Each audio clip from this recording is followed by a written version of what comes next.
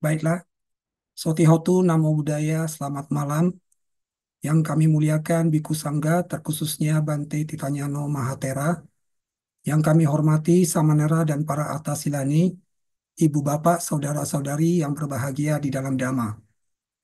Perkenalkan, saya Joni yang akan memandu acara Dhamma Sakaca online pada malam hari ini. Sungguh suatu kebahagiaan bagi kami dapat turut serta membahas Dhamma dan membantu acara pembabaran Dhamma pada malam hari ini. Acara ini diselenggarakan oleh KBTI Keresidenan Besuki dan ditayangkan secara live di Zoom dan YouTube Dhamma Meta Jember. Topik pada malam hari ini adalah Mahasatipana Sutta dengan narasumber Biku Titanyano Mahatera. Baiklah, sebelum kita mulai, mari kita renungkan syair Dhammapada yang akan dibawakan oleh Miss Elmi. Kepada Miss Elmi, kami persilakan. Dhammapada Sahasawaga Syair 103. Yo sahasang sahasena sangka me manuse jinne e kancace yamata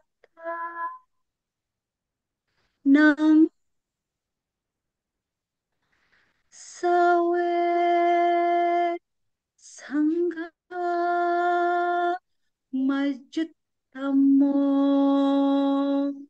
ti, yang artinya walaupun seseorang dapat menaklukkan ribuan musuh dalam ribuan kali pertempuran, namun sesungguhnya penakluk terbesar adalah orang yang dapat menaklukkan dirinya sendiri.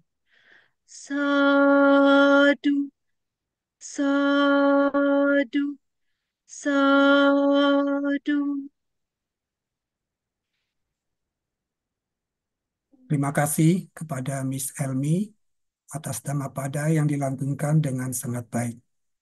Sebelum acara pada malam hari ini kita mulai, marilah kita melakukan penghormatan kepada Tiratana dengan membacakan nama Karabhata.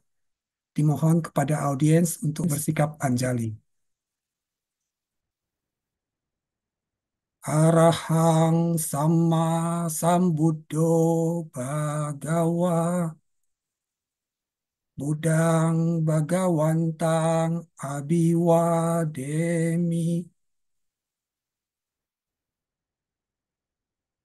Swakato Bhagawata Dhammo Dhammang Namasami Supatipanno Bhagavato Sawaka Sangho Sanggang Namami. Selanjutnya kami akan membacakan profil narasumber kita yang sudah tidak asing dan kerap mengisi acara di sini, yaitu Biku Titanyano Mahatera. Nama penabisan Titanyano, tempat penabisan Wat Bowaranis Vihara, Bangkok, Thailand. Tanggal penabisan 4 Juli 1999 pukul 9.23 WIB. Nama penabis atau upajaya Prapuagama. Nama guru penabis atau Kamacarya Tan Chaukum Pra Widudama Bon. Demikianlah profil narasumber kita. Tidak berpanjang lebar lagi, kami persilakan kepada Bante untuk memulai acara sharing Dhamma pada malam hari ini yang merupakan sesi ke-12 dari Mahasatipatthana Sutta. Kepada Bante kami persilahkan. Ya, baik Pak Joni. Selamat malam semuanya. Selamat malam, Kami Bante. ya kami akan melanjutkan pembahasan kita tentang Mahasati Padhana Sutta. Ya, saya akan langsung share file. Eh, jadi mulai minggu lalu kita melanjutkan pembahasan tentang kaya nupasana. Karena dari Mahasatipatthana Sutta kan ada 4 anupasana. Kaya nupasana, wedana nupasana, citta nupasana, dan dhamma nupasana. Nah, kita baru di tahap kaya nupasana. Dan anapanasati, ya, bagian anapanasati sudah kita bahas tahun lalu. Ya, lalu mulai tahun ini kita membahas iriya patha dan selanjutnya. Minggu lalu kita sudah membahas tentang Iriyapatha, yaitu tentang sikap tubuh. Dan juga minggu lalu kita sudah sempat membahas bagian awal dari Sampajana. Sampajana itu pemahaman jernih. Bab Sampajana atau pemahaman jernih ini cukup panjang. Jadi malam ini kita akan melanjutkannya, tapi sebelumnya mungkin ada baiknya kita ini dulu, apa ya, eh, mendengarkan ulang ya eh, bagian suta tentang Iriyapatha secara keseluruhan. Ya. Kemudian selanjutnya, oh para biku, saat sedang berjalan, sambiku mengetahui dengan jelas, saya sedang berjalan. Saat sedang berdiri, ia mengetahui dengan jelas, saya sedang berdiri. Saat sedang duduk, ia mengetahui dengan jelas, saya sedang duduk. Saat sedang berbaring, ia mengetahui dengan jelas, saya sedang berbaring. Bagaimanapun ia memosisikan tubuhnya, ia mengetahuinya dengan jelas. Demikianlah ia hidup dalam pengamatan jasmani pada jasmani secara internal, ia hidup dalam pengamatan jasmani pada jasmani secara eksternal, ia hidup dalam pengamatan jasmani pada jasmani secara internal dan eksternal. Ya, hidup dalam pengamatan fenomena kemunculan pada jasmani, ya hidup dalam pengamatan fenomena kelenyapan pada jasmani, ya hidup dalam pengamatan fenomena kemunculan dan kelenyapan pada jasmani. Ada jasmani, demikianlah sati hadir padanya. Ya hidup tanpa ketergantungan, hanya sebatas pengetahuan dan penegakan sati. Tidak menggenggam apapun di dunia. Demikianlah, oh para biku, sambiku hidup dalam pengamatan jasmani pada jasmani. Ini yang sudah kita eh, bahas minggu lalu, bahwa eh, poin yang utama dari bab tentang sikap tubuh ini adalah bahwa kita perlu memahami bahwa eh, dalam berbagai posisi tubuh itu ya tidak ada satupun yang namanya atak yang menggerakkannya ya. Jadi semuanya hanyalah karena adanya adanya cita, dan cita itu pun bukan, tidak bisa disebut sebagai atak atau satu inti, suatu substansi yang kekal begitu ya. Jadi itu hanyalah suatu gerakan batin saja. Jadi sumbernya dari batin, ya, lalu batin yang menggerakkan berbagai sikap tubuh itu. Itu mungkin yang poin utamanya, ya. Dan dari apa gerakan batin itu muncul yang namanya unsur unsur angin, lalu unsur angin itu yang menggerakkan tubuh kita. Ya, jadi dengan mengamati dengan melakukan pengamatan terhadap jasmani kaya nupasana, diharapkan kita bisa memahami tentang anatta, bahwa tidak ada yang namanya atta itu.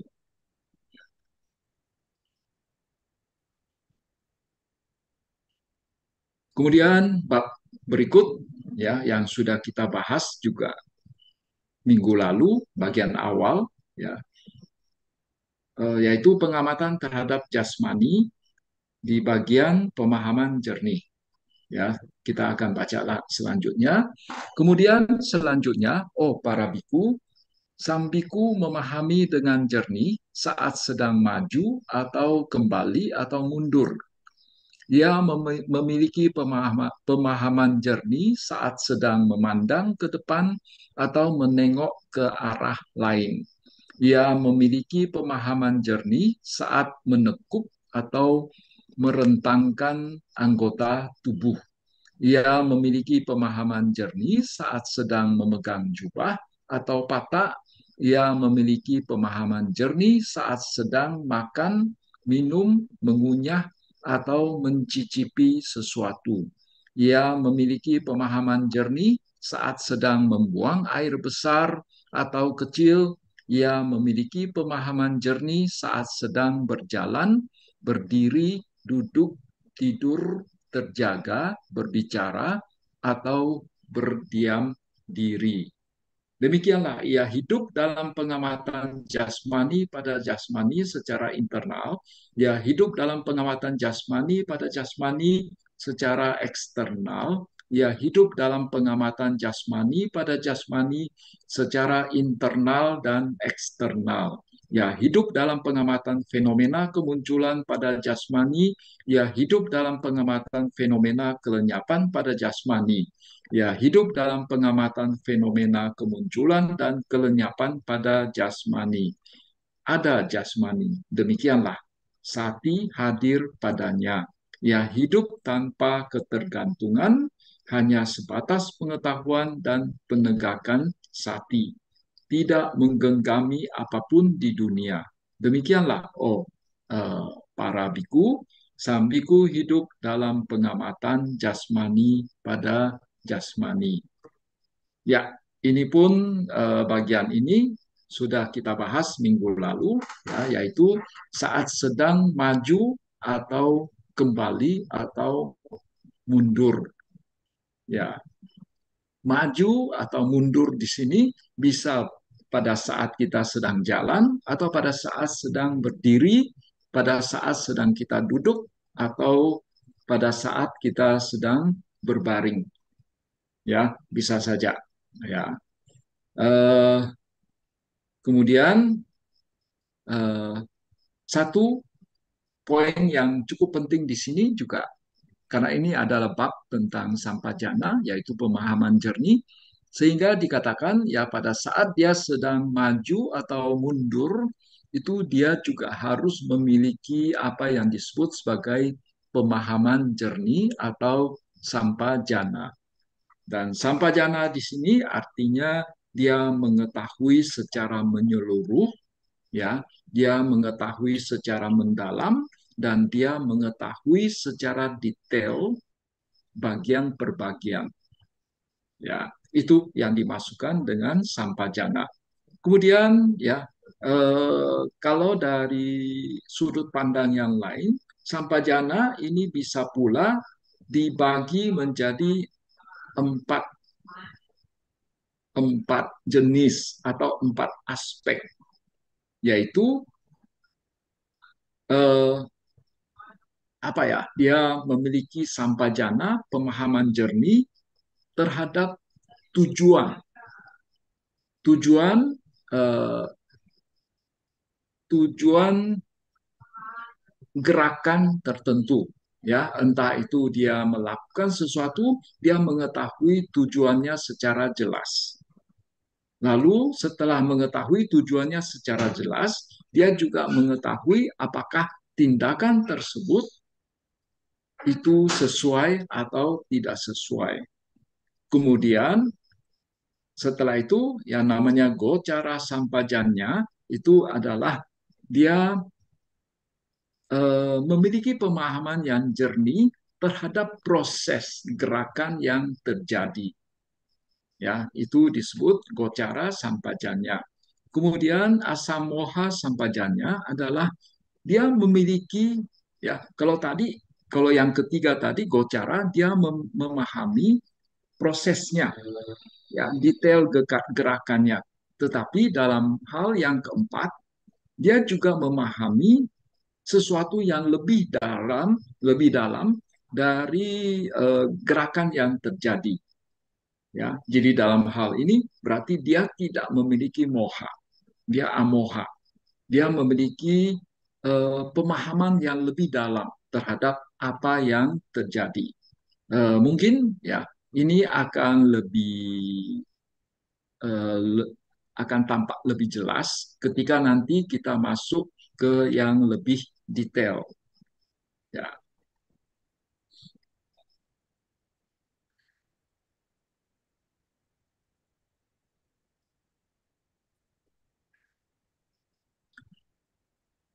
nah misalnya ya sekarang apa ya tadi sudah membahas tentang ketika dia maju atau mundur, ya, dia memiliki pemahaman yang lebih jernih.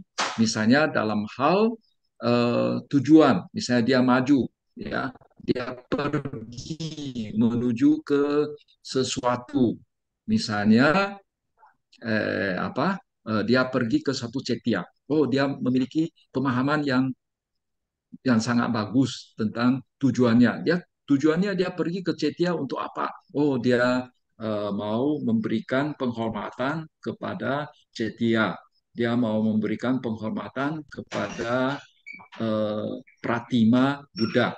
Ya, di Indonesia biasanya disebut sebagai apa? Buddha Rupang. Ya, tapi sebetulnya kalau dalam kitab bahasa Pali tidak ada istilah, tidak ada yang namanya tidak ada istilah yang namanya Buddha Rupang.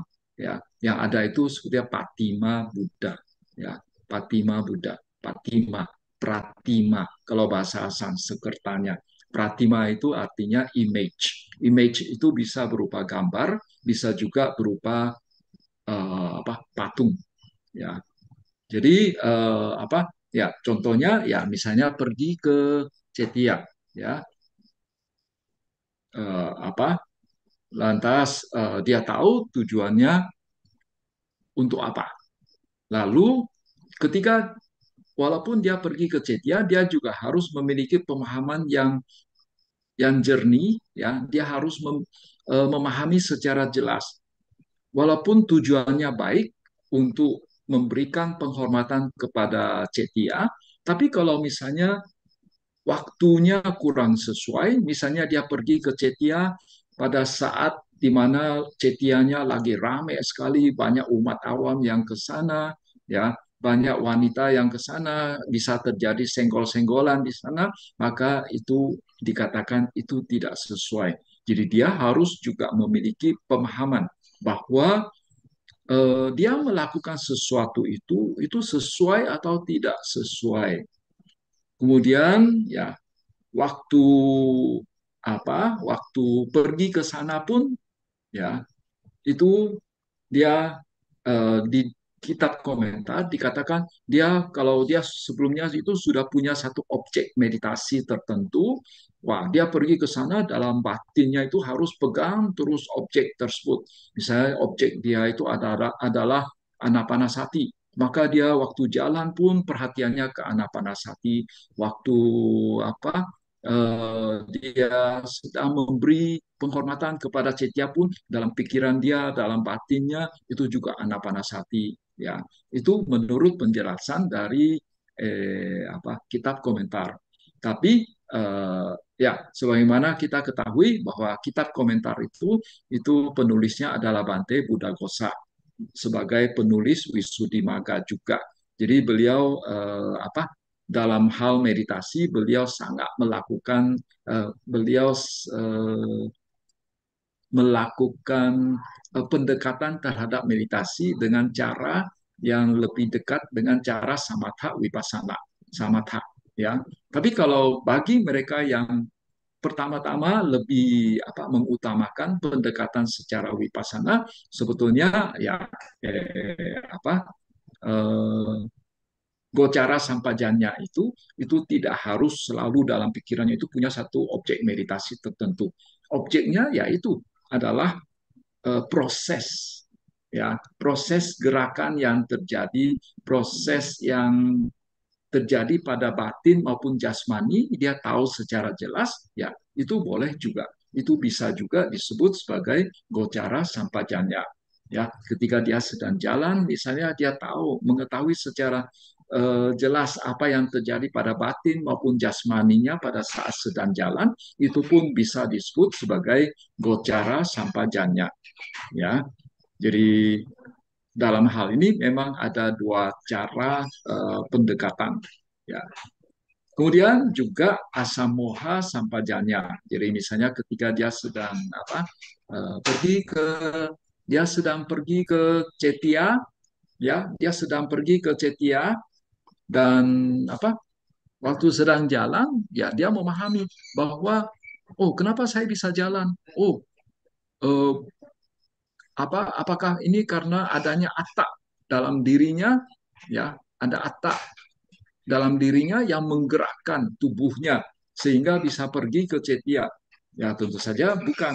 Jadi dia harus memahami bahwa sebetulnya walaupun dia tubuhnya ada melakukan suatu gerakan, tapi itu bukan karena atta yang menggerakkan. Itu hanyalah sekedar karena adanya cita, adanya batin yang bergerak, sehingga memunculkan unsur angin, lalu unsur angin yang menggerakkan tubuhnya. Ya. Nah, kalau dia memiliki pemahaman seperti itu, maka dikatakan dia memiliki asamoha sampajanya. Dia memiliki pemahaman jernih dalam hal ketidakkaburan. Ya, oke, itu yang sudah kita bahas minggu lalu. Nah, sekarang kita bahas yang yang berikutnya, yaitu ya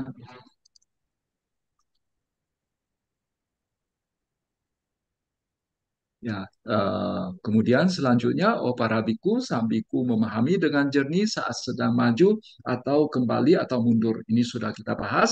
Nah, malam ini kita akan membahas yang memiliki pemahaman jernih saat sedang memandang ke depan atau menengok ke arah yang lain. Bahasa palinya alokite wilokite. Ya, saat sedang memandang ke depan atau menengok ke arah yang lain. Ya, eh, ya. Jadi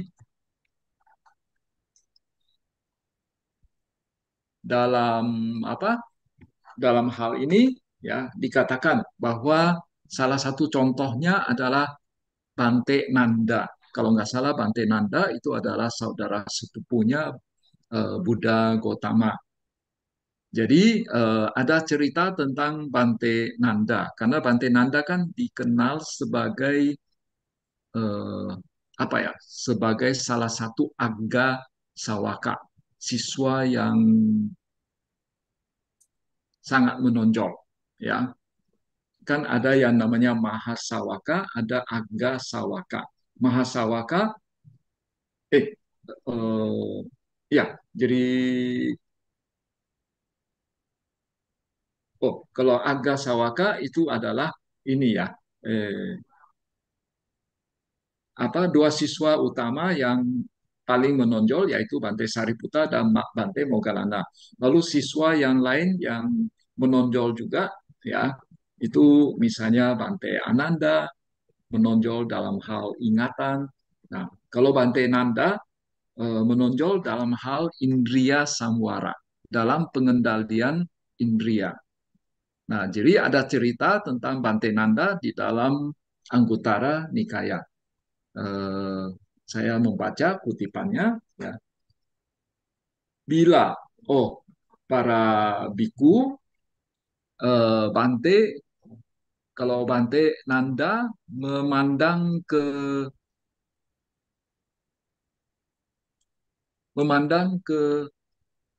depan, ya, maka dia akan memandang ke depan dengan sepenuh hati.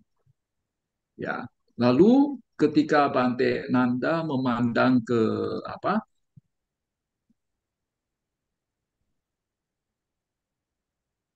Memandang ke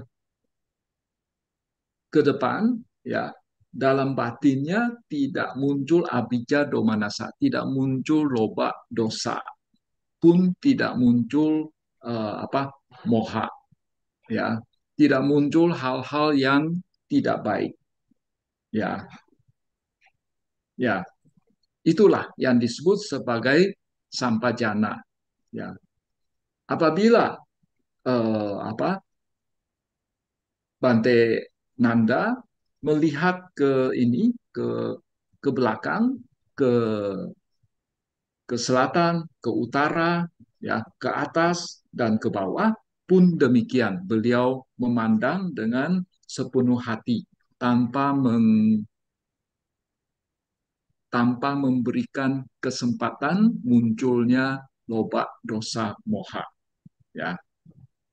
Jadi ini merupakan salah satu ya contoh dari yang namanya sampajana. Nah, karena dilakukan secara demikian ya sehingga dikatakan bahwa Bante Nanda itu sangat menonjol dalam hal pengendalian indrianya. Ya, sangat menonjol dalam indria samwara. Ya. Kemudian pada saat eh, apa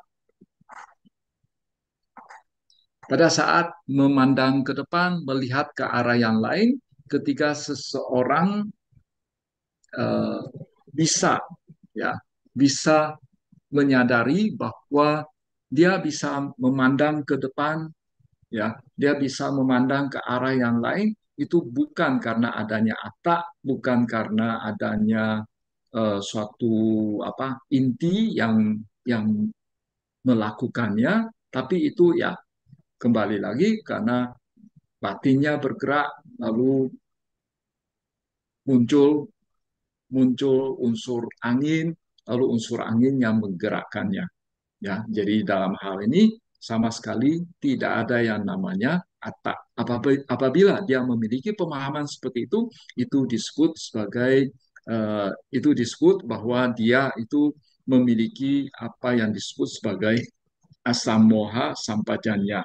Dia memiliki pemahaman jernih dalam hal tidak kabur ya terhadap dhamma.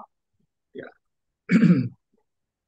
Ya, dikatakan bahwa ketika dia untuk apa dalam kitab komentar ya diberi lagi analisa yang lebih rinci.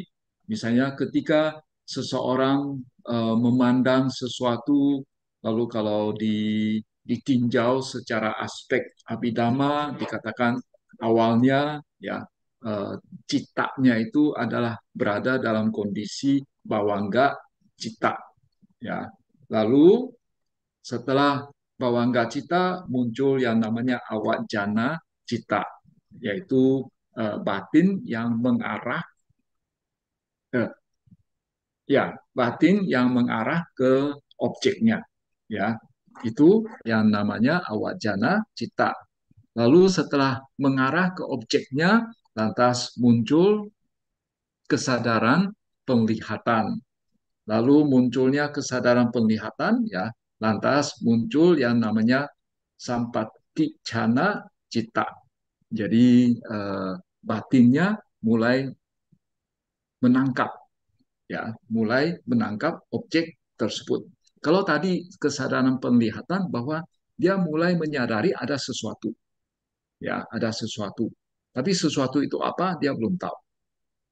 Ya, dia belum tahu. Lalu sampaticana cita, lalu ini dia ini eh, mulai menerima objek tersebut. Lalu setelah itu objeknya diteliti, lalu diputuskan, oh ini mau bagaimana. Lalu setelah itu eh, dia menikmati atau bagaimana terhadap objek tersebut.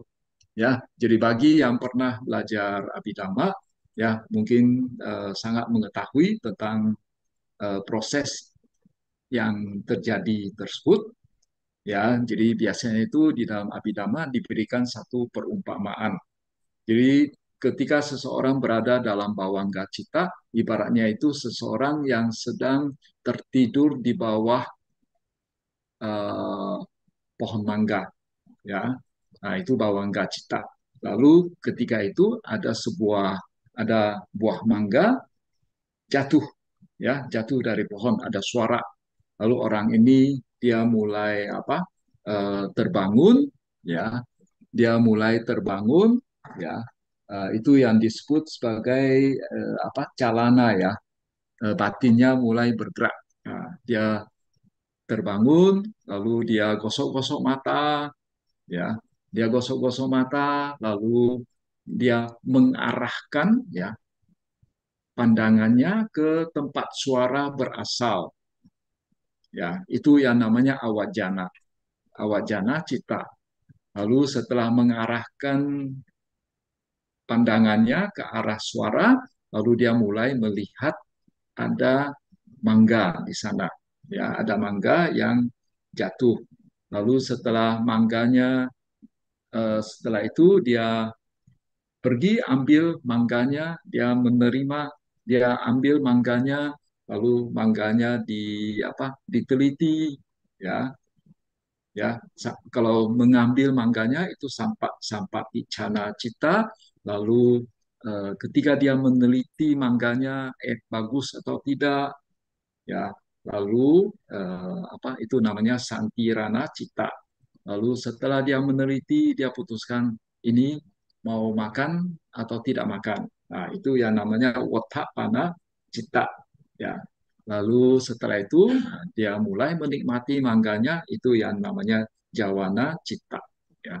Dikatakan jawana cita itu ada 7 tahap, ya, ada 7 cita yang terlibat di dalamnya.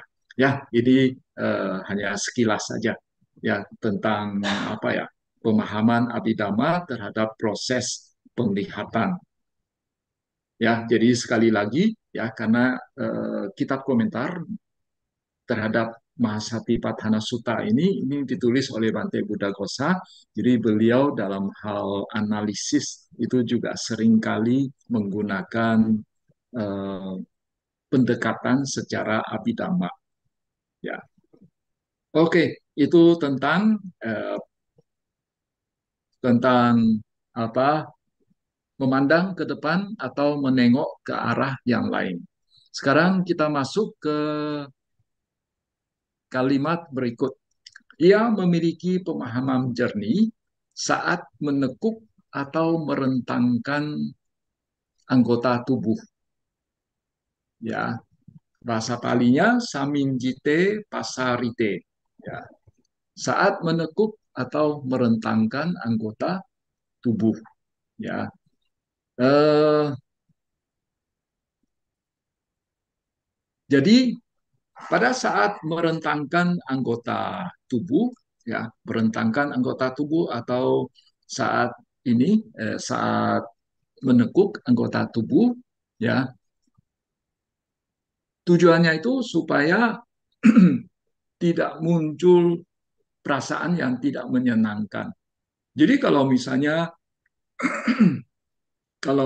posisi tubuhnya itu saja, tentu saja itu akan menimbulkan perasaan tidak nyaman. Jadi oleh karena itu sesekali seseorang perlu merentangkan anggota tubuhnya, sesekali menekuk anggota tubuhnya. Tujuannya itu ya supaya tidak menimbulkan perasaan yang tidak menyenangkan.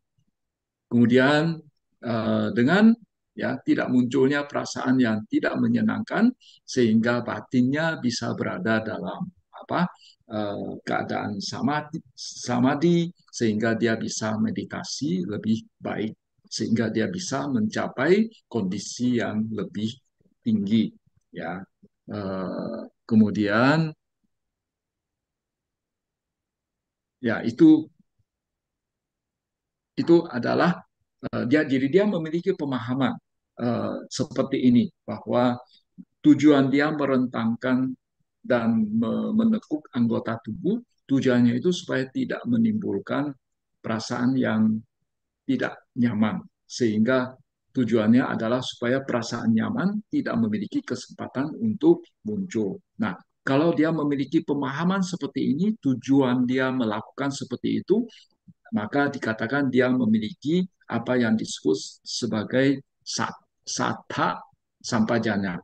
Jadi dia mengetahui tujuannya secara jelas. Ya. Kemudian ya apa? Ketika dia merentangkan atau menekuk anggota tubuh, lalu dia juga kalau dia memiliki pemahaman bahwa dia melakukan ini sesuai atau tidak sesuai, maka dikatakan ya dia memiliki sapaya sampajannya. Ya, dia memiliki pemahaman jernih dalam hal sesuai atau tidak sesuai. Misalnya, ya, ambil contoh, ya, ketika seorang biku yang muda, ya, dia pergi ke Cetia, lalu dia ini di bagian apa? Di bagian belakang biku muda tersebut ada seorang bikuni. Dia sedang juga apa? Jadi mereka pergi ke Cetia untuk mendengarkan Dhamma Desana. Lalu sang biku muda berdiri di suatu tempat, lalu bagian belakangnya itu ada bikuni juga yang apa sedang mendengarkan Dhamma Desana tersebut. Nah, kalau dia ingin merentangkan tangan, menekuk badan, ya jangan sampai nanti waktu merentangkan tangan, ya bisa menyentuh sang bikuninya. Jadi sehingga dia bisa tahu, dia bisa merentangkan tangannya itu sampai sejauh mana. Jadi jangan sampai apa ya, meng, menyentuh tubuh sang bikuni. Jadi dia harus mengetahui secara jelas kalau dia melakukan itu ya merentangkan tangan, menekuk tangan itu sesuai atau tidak sesuai. Nah, kalau misalnya dia apa eh, memiliki ya pemahaman seperti itu, maka dikatakan dia memiliki sapaya sampajanya. Demikian pula ya kalau tadi merentangkan tangan, kalau sekarang merentangkan kaki ya.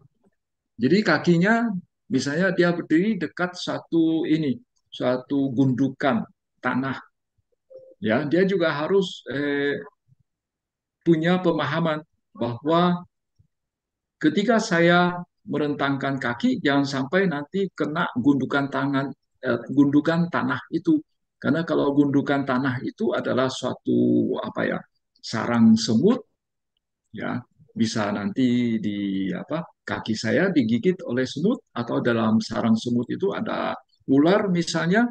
Nah, nanti kaki saya bisa digigit ular berbisa. Nah, jadi dia harus lihat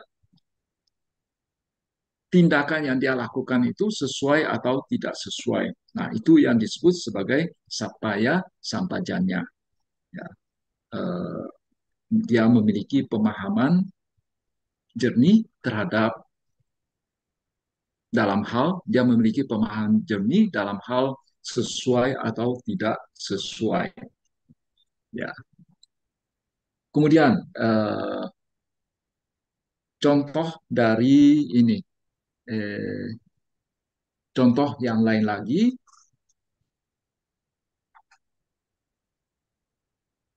ketika seorang Mahathera, ya, suatu hari dia sedang duduk bersama muridnya, sedang apa ya, ngobrol begitu, ya,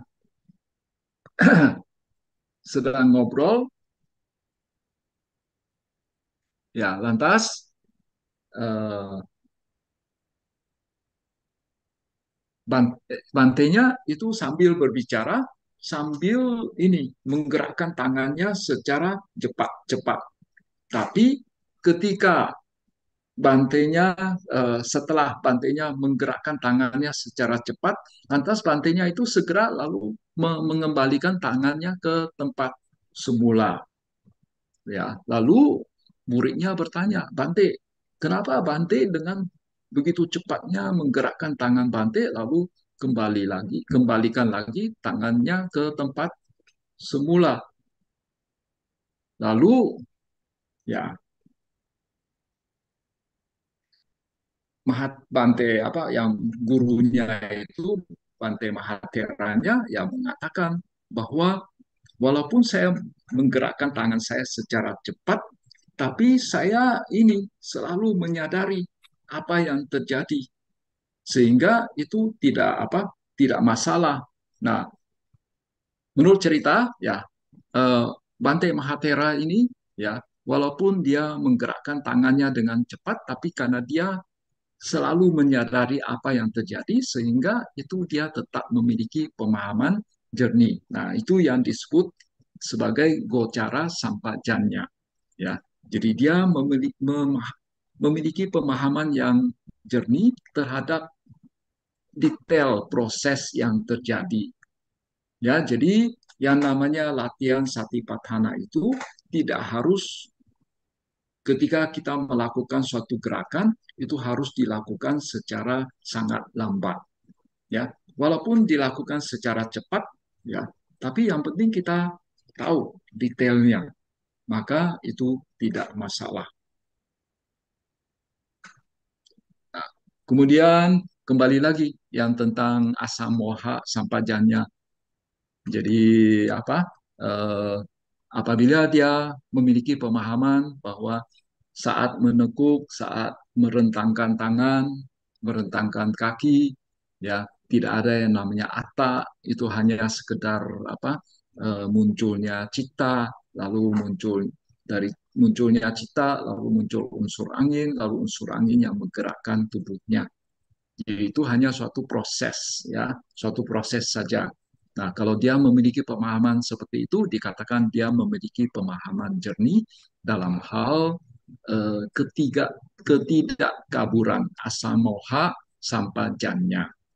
Ya, jadi kalau kita lihat pola penjelasan dari kitab komentar itu adalah setiap kalimat itu dianalisa secara empat tahap. Ya, kan ini bab tentang pemahaman jernih. Jadi ada empat pemahaman jernih, mengetahui tujuannya, sesuai atau tidak sesuai, mengetahui prosesnya, lalu apa eh, tidak kabur terhadap fenomena tersebut. Ya, jadi setiap ini tadi sudah dibahas waktu maju mundur dibahas secara empat aspek ini. Lalu waktu memandang ke depan, melihat ke arah yang lain, itu juga ditinjau secara empat cara ini, yaitu tujuannya, dia mengetahui tujuannya, dia mengetahui sesuai atau tidak sesuai, dia mengetahui prosesnya, dia mengetahui apa ya hakikat dari fenomena tersebut. Ya,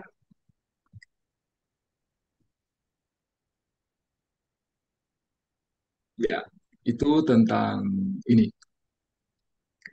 Nah, yang berikut adalah dia memiliki pemahaman jernih saat sedang memegang jubah atau patak.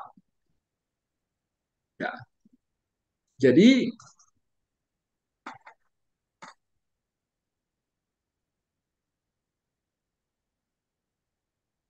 ya, jadi di sini ya memegang jubah itu termasuk dia memakai jubah. Jadi pada saat dia sedang pindah patah, ya, atau melakukan pindah cara, sebetulnya pindah patah itu artinya ini makanan, ya, makanan yang dimasukkan ke patah, dalam patah, ya. Eh, Lantas kenapa di Indonesia seringkali, ya, ketika biku, ya, membawa patah lalu pergi untuk menerima dana makanan, itu seringkali pakai istilah, oh dia pergi pindah patah. Sebetulnya kata pindah patah itu kata bukan kata kerja untuk menjelaskan kata kerja, tapi pindah patah itu adalah makanannya. Jadi mungkin ya, karena apa ya, di Indonesia kita banyak dipengaruhi oleh bahasa Thailand juga, istilah istilah yang dipakai di Thailand. Jadi kalau di Thailand itu pergi melakukan pindah cara itu disebut pai pindabat. Pindabat itu eh, apa ya, lafal lafal secara Thailand dari kata pindah patah. Jadi pai itu pergi pindah patah. Maka di Indonesia bisa jadi apa ya, menyerap istilah itu, pergi pindah patah. Tapi kalau menurut saya, ya, istilah yang lebih pas itu adalah pindah cara, ya, pindah cara. Itu menjelaskan tindakan untuk pergi, ya, mengumpulkan makanan, ya. Pindah itu gumpalan nasi, ya. Dan apa, ketika seorang biku dia apa, uh, ini dia pergi melakukan pindah cara, dia mengenakan jubah, lalu dia mengetahui tujuannya apa. Apa tujuan memakai jubah? Itu sebetulnya ada di dalam satu apa ya? Satu perenungan yang setiap hari dilakukan oleh para biku yang namanya apa ya? Perenungan terhadap 4 kebutuhan pokok seorang biku, yaitu perenungan terhadap jubah, jiwara, perenungan terhadap pindapata, makanan, perenungan terhadap senasana, tempat tinggal, tempat penginapan atau alat perlengkapan tidur, lalu perenungan terhadap obat-obatan yang digunakan.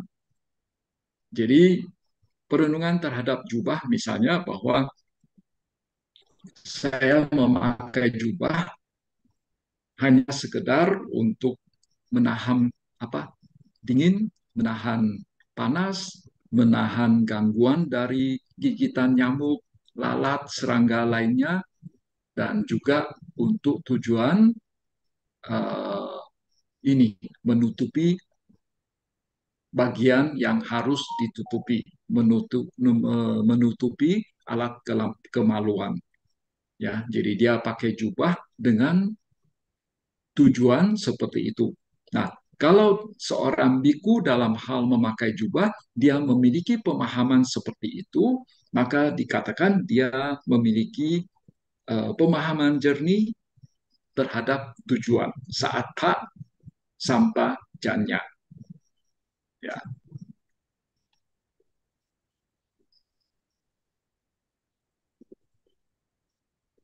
Kemudian kalau misalnya dalam hal eh, mengenakan jubah, ya, bagi seorang biku yang cenderung untuk badannya itu agak panas, ya, maka seyogianya dikatakan seyogianya dia memakai jubah yang ini, yang lebih ringan, yang lebih tipis.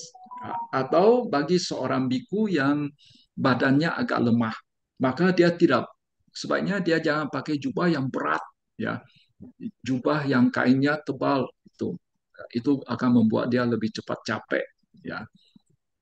Kemudian bagi seorang biku yang badannya itu cenderung dingin, ya dikatakan bahwa dia seyogianya pakai jubah yang lebih tebal. Ya, kalau perlu ya dia pakai jubahnya itu yang pakai sanggati. Ya, jadi sebagaimana kita ketahui kan jubah biku ada tiga potong. Ya, satu yang dipakai seperti sarung itu namanya antara wasaka, lalu jubah yang di atas ini itu namanya utara sangga, lalu ada satu lagi jubah yang namanya sanggati, itu dua lapis, itu sebagai baju dinginnya para biku. Jadi itu kira-kira satu style jubah biku. Nah, jadi kalau sanggati itu digunakan pada saat seorang biku sedang kedinginan. Itu baju dinginnya para biku. Jadi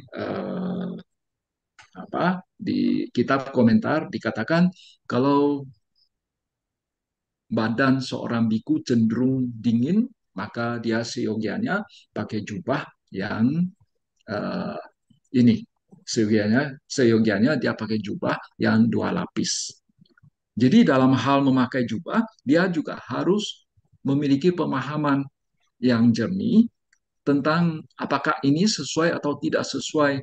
Jadi kalau badannya itu cenderung dingin, lalu dia pakai jubah yang tipis, ya, maka itu dikatakan itu tidak sesuai. Tapi kalau badannya itu cenderung panas, lalu dia eh, pakai yang jubah yang kainnya itu tebal, maka itu juga dikatakan tidak sesuai.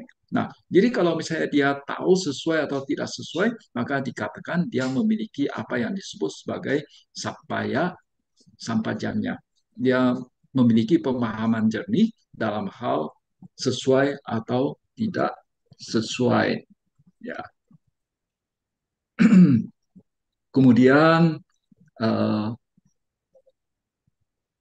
dalam konteks sesuai atau tidak sesuai juga misalnya kalau jubahnya itu sudah sangat apa ya sudah sangat tua sudah sangat lama dipakai ya maka kalau dia tetap bersikukuh untuk menggunakan jubah itu akan merepotkan dia ya akan merepotkan dia misalnya harus sering-sering tambal jubahnya ya atau jubahnya itu sering apa sobek misalnya karena sudah aus begitu maka itu juga akan merepotkan dia.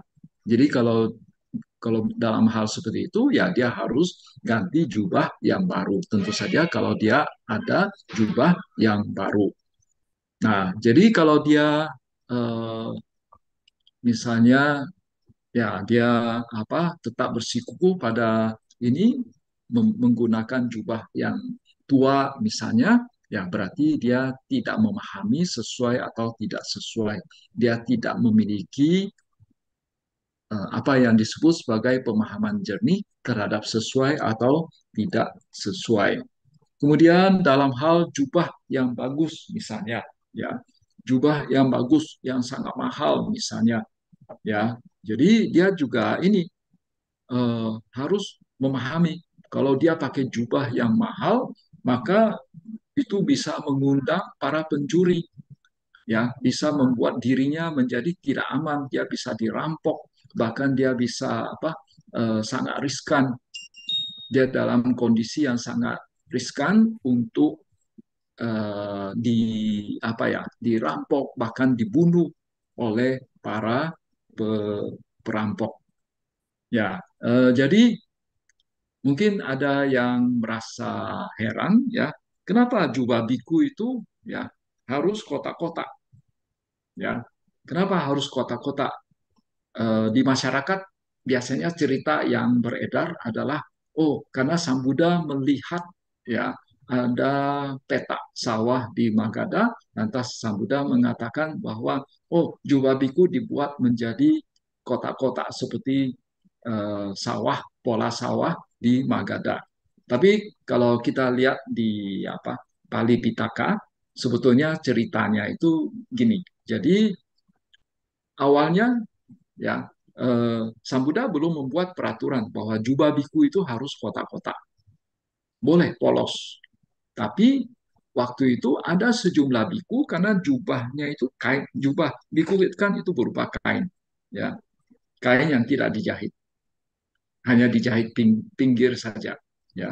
Jadi berupa kain utuh. Nah, kalau jubahnya bagus, ya seringkali para biku itu ini dirampok, dirampas jubahnya, sehingga ada biku yang jubahnya dirampas, ya terpaksa telanjang.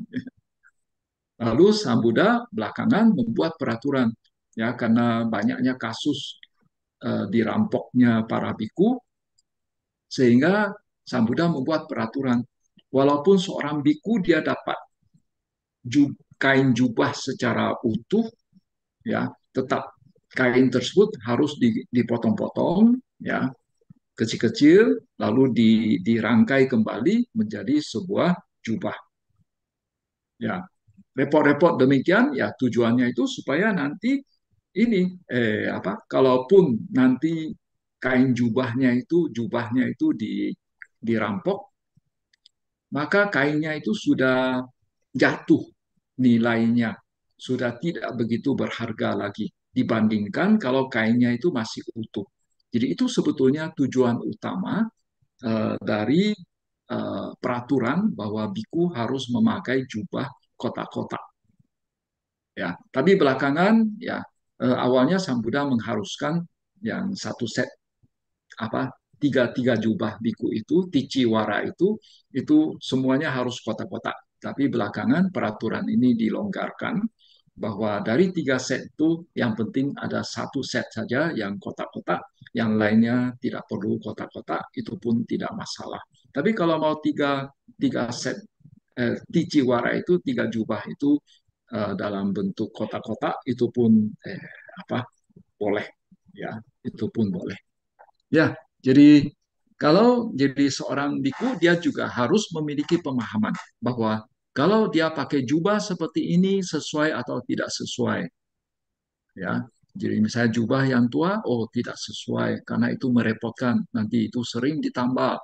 Jubah yang mahal itu juga tidak sesuai karena itu ada resiko untuk dirampok. Tapi tentu saja di zaman sekarang kemungkinan untuk dirampok itu sudah sangat kurang. Tapi di zaman Sang Buddha masih hidup, ketika para biku itu tinggal di hutan itu sangat riskan. Ya. Kemudian misalnya jubah yang diperoleh seorang biku misalnya itu dari memberikan tanda-tanda. Jadi misalnya bikunya itu ya eh, bikunya dia kasih sinyal tertentu kepada umat bahwa dia ingin jubah baru, ya. Nah,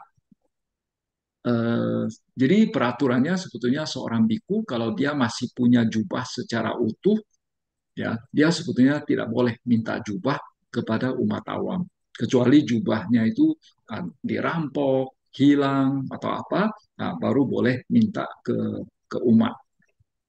Jadi kalau misalnya seorang biku dia kasih sinyal-sinyal tertentu ke umat, oh saya pengen jubah seperti ini, saya pengen jubah seperti itu, maka jubah yang diperoleh seperti itu juga tidak sesuai.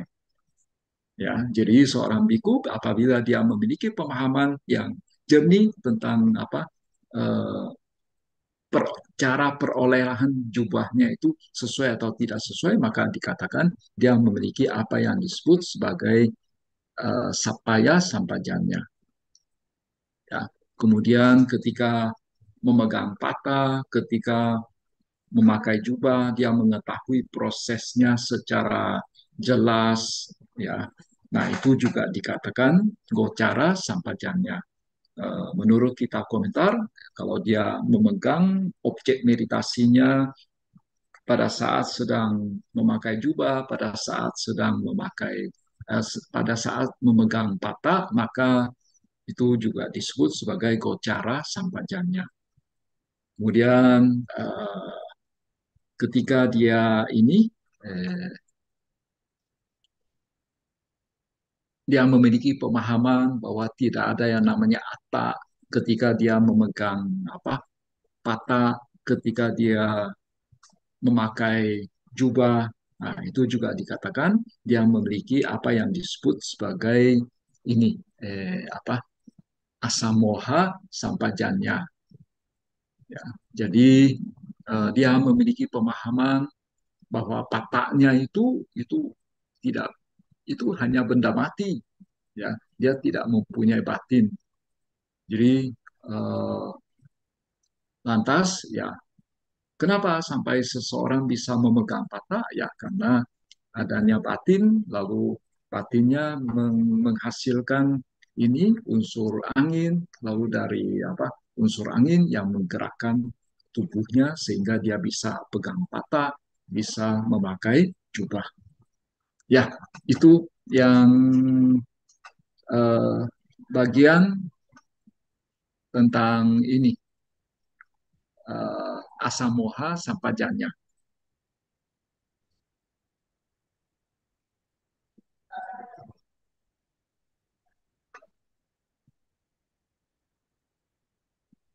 Oke, saya pikir untuk hari ini sampai di sini saja dulu pembahasan kita tentang Mahasatipatthana. Kita akan lanjut ke minggu depan untuk membahas kalimat yang selanjutnya. Kami kembalikan ke pembawa acara. Baik, terima kasih pada Bante. Eh, Tadi kita telah mendengarkan pemaparan dan penjelasan Bante lebih lanjut tentang Mahasatipatthana Sutta, khususnya mengenai Sampajana. Terima kasih dan anumodana yang sebesar-besarnya kepada Bante. Kemudian kami mulai dengan sesi tanya jawab pada malam hari ini. Kepada audiens, ada yang mau bertanya atau ada pertanyaan? Silakan. eh, Siapa ini? Tita Dama.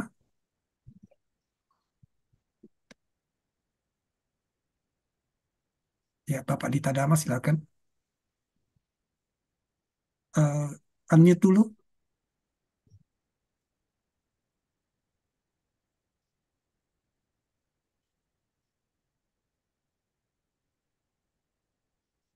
Operator, Pak Dokter. Oke. Ya, terima kasih. Maaf, tadi hostnya mute saya nggak bisa apa-apa. Eh, Terima kasih kesempatannya. Malam Bante, nama budaya Bante. Terima kasih Bante pembahasannya. Saya izin dulu, saya udah siapkan beberapa pertanyaan tadi sewaktu menyimak.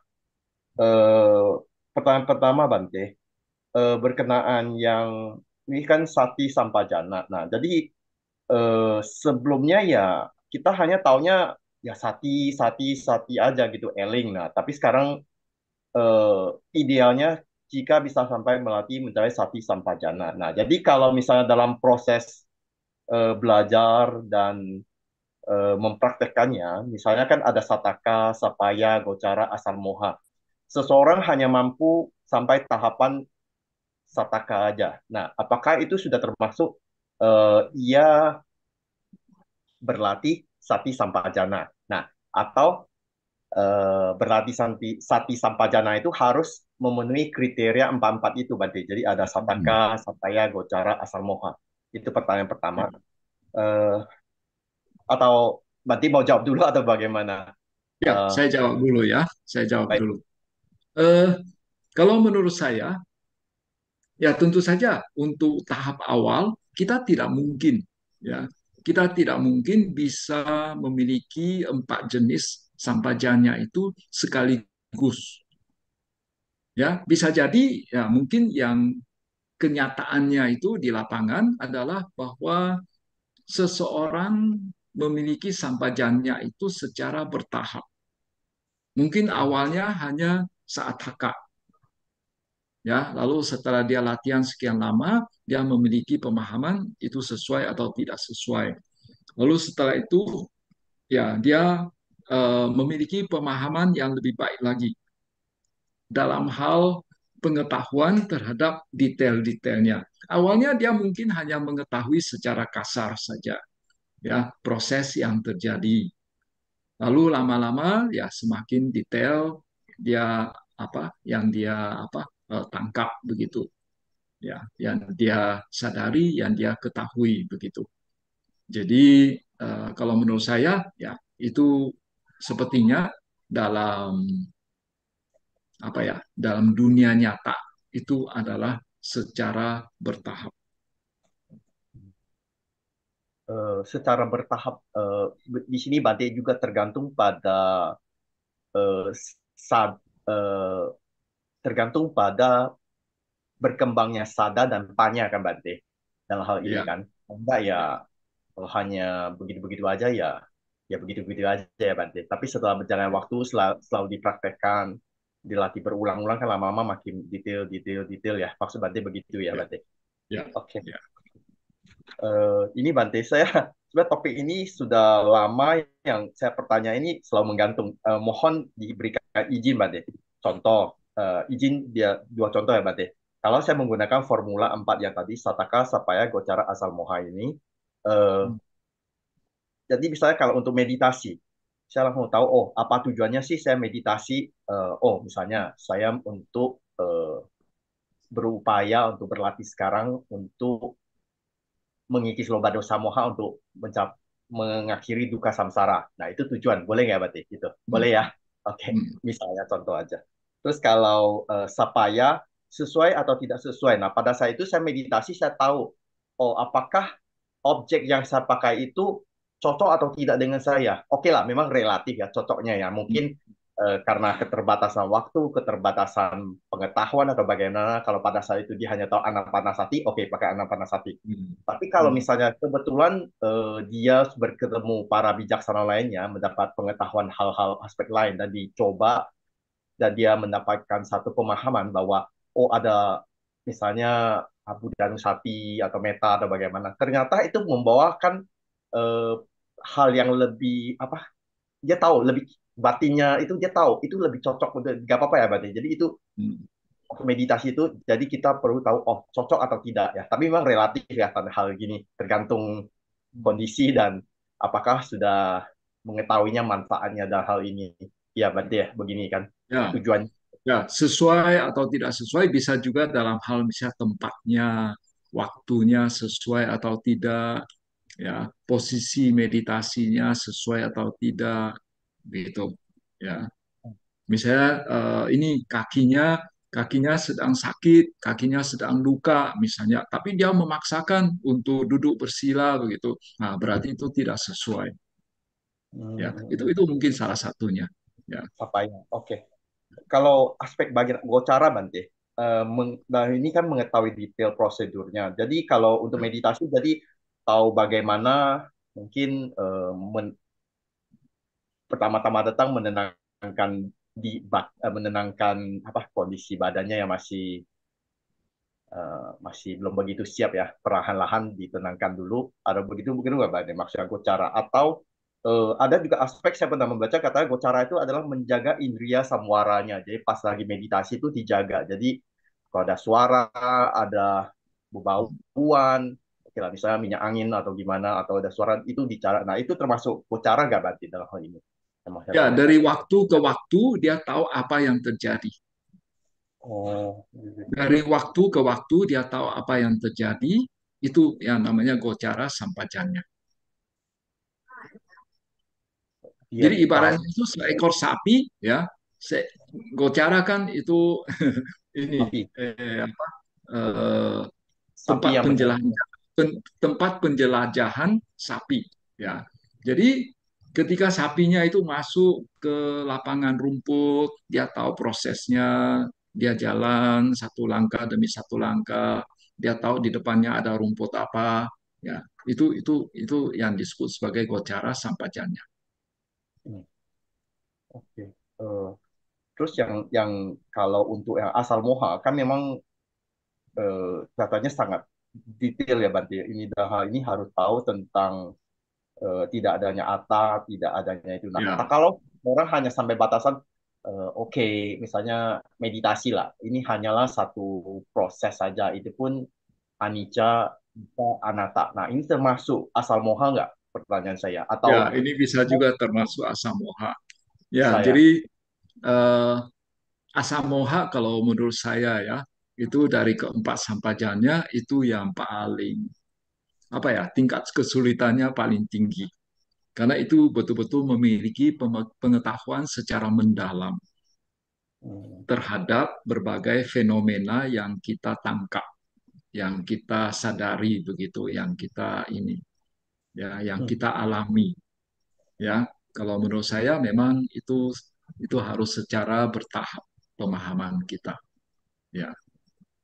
Eh, izin Bante, tadi kan sangat kompleks ya meditasi. Nah, misalnya kita Iya, kan iya. umat awam keseharian banyak urusan misalnya lah, maaf ya, makan, minum, kerja dan lain-lainnya. Nah, pas pada saat itu kalau kita menerapkan empat ini, sati sampajana ini, yaitu sataka, sapaya, gocara, asal moha. Misalnya saya lagi kerja nih. Nah, terus Hmm, yang saya ketahui bahwa tujuan saya kerja ini apa gitu ya. Maksudnya paling hmm, enggak ya. Tujuannya untuk hmm. apa sih? Oh ya, selesai project dari kantor, Ya, dari atasan atau bagaimana. Tujuannya apa sih gitu ya. ya, Terus kalau ya. Sapaya sesuai atau tidak sesuai. Jadi ini gimana ya? Sesuai atau tidak sesuai. Nah, ini saya sudah Kalau saya agak. melakukan ini sesuai atau tidak, tapi tentu saja sesuai atau tidak sesuai ini juga berubah dari waktu ke waktu. Juga Hmm, harus lihat kondisi. Jadi belum tentu satu tindakan dalam kondisi tertentu itu dia, misal kondisi A dia sesuai, tapi belum tentu dalam kondisi B itu dia sesuai, ya. Jadi oke. tidak kaku, Oh, ya. saya Tidak ada satu contoh gini, rumus yang kaku begitu, ya. misalnya kalau lagi kerja tiba-tiba ditawari makanan lah sama teman kantor. Ini kejadian biasanya sering terjadi. Jadi langsung kita tahu dong apakah sesuai atau tidak sesuai makan waktu di kantor ya misalnya lah. Padahal kan belum waktu makan. Nah itu ya boleh ya berarti dalam hal ini ya Ya, sesuai atau tidak sesuai ya hal agak agak simpel gitulah. Terus kalau gue ya. cara mengetahui detail prosesnya, jadi saya tahu oh saya kerja itu mungkin saya harus buka file ini, buka file itu, setelah selesai saya buka draftnya, setelah itu saya print gitu ya. Itu detail-detailnya begitu ya, Bukan Bante. dalam hal harusnya, tapi pada saya buka file, saya tahu secara jelas. Waktu saya tutup filenya, saya tahu secara jelas. Saya menyadari, saya mengetahui secara jelas. Lalu saya selanjutnya kerja apa, saya mengetahui secara jelas. Itu Oh, setiap tahapannya di setiap tahapan, setiap jelajahannya itu dia tahu secara jelas. oke. Nah, ini kan sangat simpel kayak lagi kerja nih. Related dengan asal muasalnya gimana, Bante? Nah, ini satu proses badannya lagi kerja nih, sebenarnya tidak ada diri, atau ini pun badan ini, sosok ini pun mengalami anicca dukkha anatta. Stop gitu aja boleh nggak, Bante? Ya, Atau, bisa. Ya, untuk gampangnya bisa lihat secara anicca dukkha anatta. Ya. oke, oke. Baik, Bante. Terima kasih banyak. Oke ya. Iya, iya. Terima kasih host kesempatannya, Anu Modami. Ya, terima kasih. Selanjutnya kepada Bapak Subakaro, kami persilakan.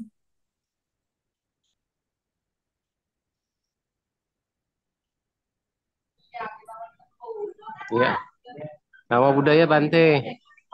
Ya, ya, namo buddhaya. Ya, dari kota Tangerang Bante. Ya. Ya. Bante saya mau tanya ini tentang ya agak menyimpang sedikit sih Bante. Jadi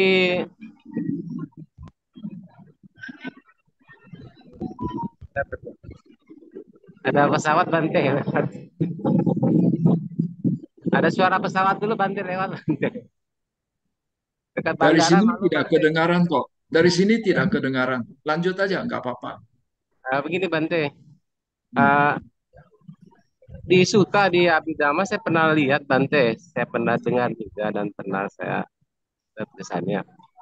Uh, dari Abhidhamma itu Abhidhamma dan Sutta bisa saja musnah ya Bante atau hilang, tapi yang tersisa nantinya 24 patana ya Bante. Apa bagaimana mungkin? Mohon dijelaskan Bante. Bisa diulang pertanyaannya? Pertanyaan saya di Sutta di Abhidhamma Tata Sangha saya pernah baca Hmm. bahwa nantinya Abhidhamma dan serta Sutta di bumi ini Ya. akan sirna Bante, akan hilang gitu. Tapi yang tersisa katanya cuma 24 patana ya Bante. Apa benar gitu Bante penjelasan ini? Setahu saya 24 Padhana itu adalah hukum alam. Ya, yang namanya hukum alam ya Iya. walaupun misalnya ajaran Buddha hilang ya hukum alamnya tetap ada. Ya, hukum alamnya tetap ada. Ya, kalau menurut pemahaman saya seperti itu. Ya, tapi cerita bahwa kalau misalnya ini ya maksudnya itu 24 Padhana itu apakah ajaran tentang 24 Padhana itu masih masih eksis atau maksudnya itu eh, isi dari 24 Padhana itu masih maksud itu hukumnya itu masih berlaku atau tidak. Jadi pertanyaannya itu bisa ditafsirkan secara dua. Satu, ajaran tentang 24 Padhana itu masih eksis atau ini hukumnya yang masih eksis. Kalau ajarannya saya kurang tahu apakah masih eksis atau tidak, tapi hukumnya itu 24 Padhana itu hukumnya masih eksis atau tidak, tentu saja masih eksis karena itu adalah hukum alam. Jadi walaupun ajaran Buddha sudah hilang, tapi hukum alam tetap ada. Hukum karma masih berjalan. Ya, ya, Terima kasih Bante. Ya, ya. baik, cukup ya, Pak Subakaro. Baik, Bante. Saya ada pertanyaan ini, Bante. Tadi kan di awal Bante menyampaikan merenungkan jasmani secara internal dan secara eksternal. Apa yang dimaksud dengan merenungkan jasmani secara internal dan eksternal, Bante? Ya. Bukan perenungan ya, pengamatan terhadap jasmani. Ya, pengamatan terhadap jasmani itu secara internal artinya ke diri sendiri. Kita mengamati apa yang terjadi pada diri sendiri. Misalnya kayak nupasana, pengamatan jasmani ya pada diri sendiri. Wedana nupasana, mengamati perasaan yang terjadi pada diri sendiri. Lalu secara eksternal, pihak lain, orang lain, makhluk yang lain, begitu. Jadi Ya, kita amati itu juga, Bante, orang lain atau makhluk ya, ya, jasmaninya, perasaannya gitu, Bante. ya, begitu. Ya. Hmm. Tapi ya kalau menurut saya lebih gampang ke diri sendiri, ke pihak lain rasanya kok sulit ya. Betul, Bante. Bagaimana kita bisa mengamati pikiran orang lain, Ya, perasaan betul. orang lain? Ya, ya. Ya kan, agak Berarti susah. saya harus punya abinya, ya saya bisa membaca pikiran orang lain. Ya, tapi nggak apa-apa. Kita kita jalani, kita praktekkan yang paling gampang saja, ke diri sendiri saja. Ya, baik, Bante. Kemudian, Bante, bagaimana kita mengetahui bahwa praktek perenungan kita itu, pengamatan kita itu sudah em, ada kemajuannya, Bante? Apa ciri-ciri orang yang praktek pengamatannya itu sudah maju, Bante? Eh, Kalau menurut saya pengetahuan kita itu meningkat, ya. Pengetahuan dalam hal terutama dalam hal ya apa yang terjadi pada diri sendiri, apa yang terjadi pada batin kita, apa yang terjadi pada jasmani kita ketika kita sedang makan, ya kita selalu sadar ya ketika kita ada gejolak emosi pada diri kita, kita menyadarinya ketika muncul kotoran batin dalam diri kita, kita menyadarinya, berarti kita mengalami kemajuan dalam meditasi kita. Kemudian saya lihat tadi seringkali digunakan istilah perenungan. Ya, terus terang saya lebih suka pakai istilah pengamatan. Ya, kalau merenungkan itu adalah sesuatu yang tidak ada, lalu saya ciptakan, lalu saya merenungkan, saya pikirkan itu. Ya, nah kalau di dalam Satipatthana sebetulnya adalah kita mengamati. Ya, jadi ini ada benda, ya, saya mengamati ini, saya mengamati, ya, saya mengamati ini. Bukan tidak ada, lalu saya ciptakan, lalu saya renungkan begitu, bukan. Ya, tapi saya mengamati. Ya, itu yang terjadi. Hmm. Ya, ya. Baik. Berarti kalau dari sisi orang lain yang menilai bagaimana Bante? Apakah orang tersebut kalau dia semakin boleh dibilang semakin kalem, semakin pengetahuannya semakin tinggi, berarti dia prakteknya semakin baik gitu ya Bante? Ya, harusnya begitu. Ya, bukan tambah marah-marah, tambah suka marah-marah, atau tambah egonya makin tinggi gitu. Ya, egonya makin besar gitu. Ya, bukan sebaliknya. Ya, Hmm. Iya, iya, baik. Dan untuk praktek meditasi ini, apakah perlu penyendirian atau bagaimana menurut Bante supaya bisa lebih baik Bante? eh, idealnya, idealnya itu pada tahap tahap awal itu penyendirian dulu. Kan di suta tersebut di awal itu dikatakan seorang biku pergi di bawah pohon, ya, pergi ke bawah pohon, pergi ke hutan, pergi ke tempat yang kosong, tempat yang sepi gitu. Jadi memang eh, idealnya untuk tahap awal begitu. Tapi nanti kalau dia sudah mulai mahir, boleh saja. Jadi dia walaupun berada di manapun, ya harusnya dia juga bisa mempraktekkannya. Iya, Tapi untuk bagi mereka yang tidak memiliki kondisi untuk mempraktekkan hal seperti itu, ya bukan berarti wah sama sekali tidak melakukannya juga, ya. Kalau misalnya sebagai umat awam sulit untuk menyediakan waktu bisa menyendiri 1 minggu, 1 bulan begitu, ya udah daripada sama sekali tidak melakukannya, ya udah dicoba untuk dilakukan di dalam aktivitas atau kehidupan sehari-hari saja. Ya, ya baik. ya. Ibu Bapak ada lagi yang ingin bertanya, silakan.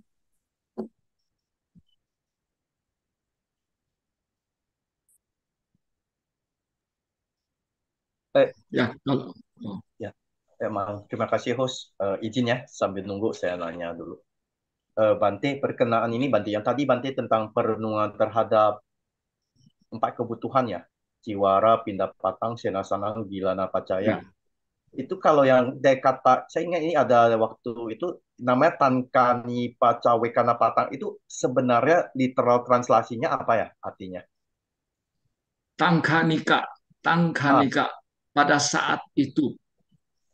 pada saat itu. Oh, Pacawekana itu perenungan. Nah, ini yang baru yang disebut sebagai perenungan, ya. oh, Pacawekana, ya. pada saat Jadi sebenarnya kata perenungan itu bisa pacawekana, bisa juga anusati, begitu. Itu juga perenungan.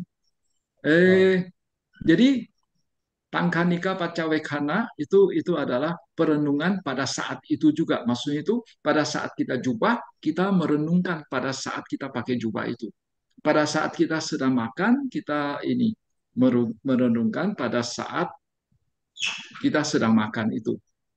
Ya, tapi biasanya ya eh, perenungan seperti itu biasanya dilakukan pagi-pagi sebelum kita makan misalnya. hmm, Ya, jadi misalnya biasanya apa ya tangkanika pacawekana itu pagi. dilakukan pada saat centing pagi, ya pada saat baca parita pagi hari, dan itu memang merupakan eh, kewajiban seorang biku untuk melakukannya.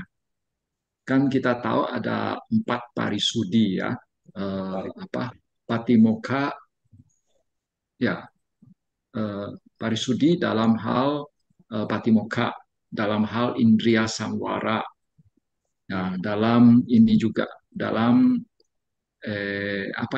penggunaan 4 perlengkapan hidup itu juga perlu melakukannya.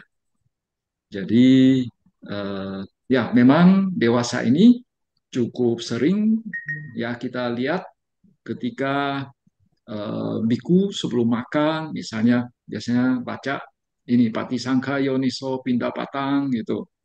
Tapi sebetulnya ya bukan hanya itu saja yang perlu direnungkan.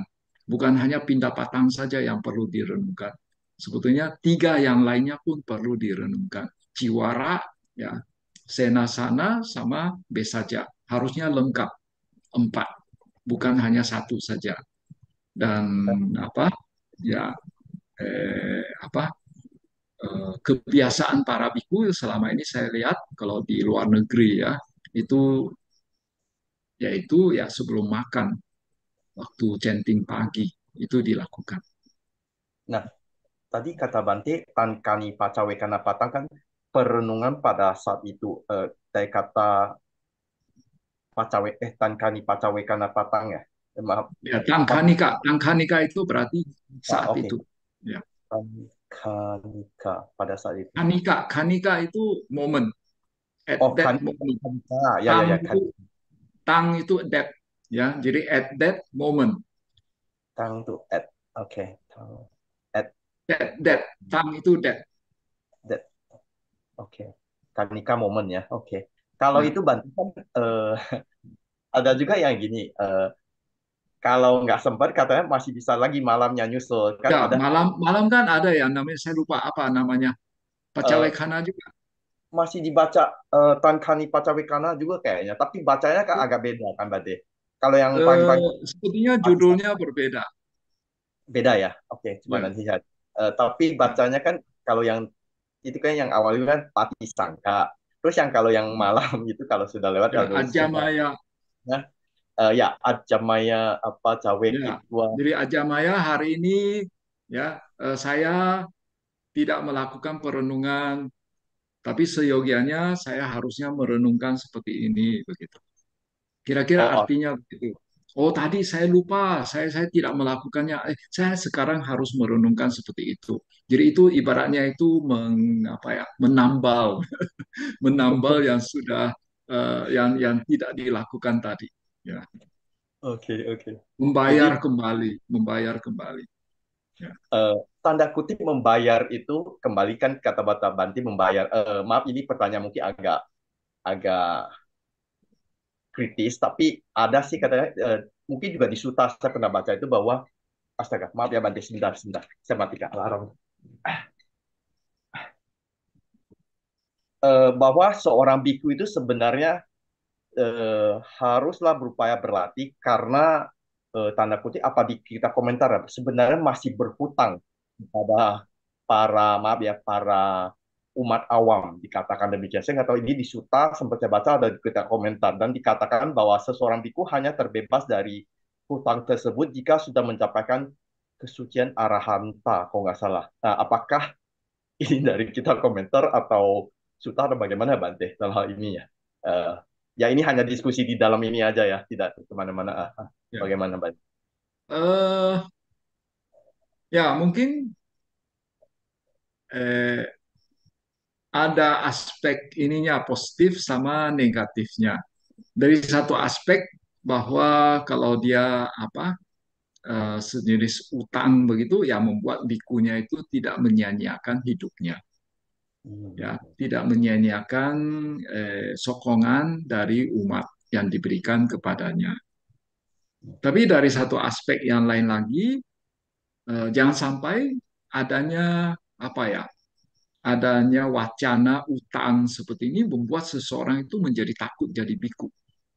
Wah, Hmm. nanti saya ini kan ada ungkapan apa? Ada satu ungkapan dalam Mandarin ya. Itu di kalangan apa? Ya, di kalangan apa biksu-biksu yang menggunakan bahasa Mandarin itu dikatakan li mi apa? Satu butir nasi dari umat awam itu besarnya itu seperti Gunung Sumeru. Kalau sekarang tidak berlatih dengan baik, maka nanti kita harus bayar dengan memakai tanduk dan apa ya, menggunakan kulit binatang. Berarti nanti kita harus bayar sebagai sapi, sebagai ayam begitu. Tapi Tapi referensi ya, kan Bante, ya, itu referensinya di Tripitaka Pali nggak ada kayaknya itu. Maaf saja. ya itu tidak tidak. Jadi itu dari satu aspek membuat para biku itu supaya itu tidak menyia-nyiakan ya sokongan yang diberikan oleh umat ya. Tapi di satu aspek juga bisa membuat orang menjadi apa? Menjadi takut jadi biku. Wah, nanti saya harus pi mau tai jiao huang. Jadi harus apa ya? Bayar dengan ini menjadi binatang begitu ya.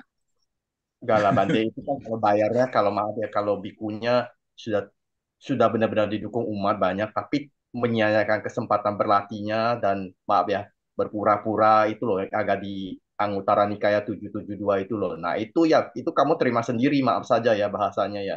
Tapi ya seharusnya tidak merasa begitu selama seseorang penuh tanggung jawab, mengerti apa yang berupaya dilakukan, saya rasa umat juga akan terus menyokong sih.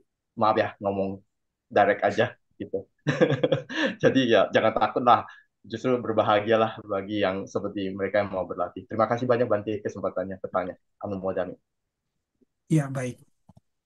Terima kasih kepada Bapak Dita Dharma atas pertanyaannya.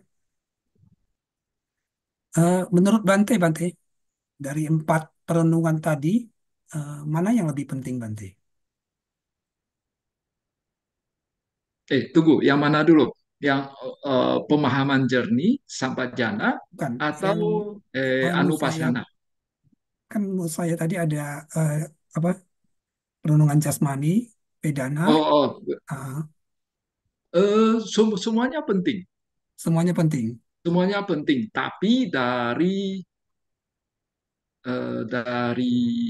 apa ya? Dari tingkat kesulitannya yang paling gampang adalah jasmani, pengamatan terhadap jasmani. Hmm.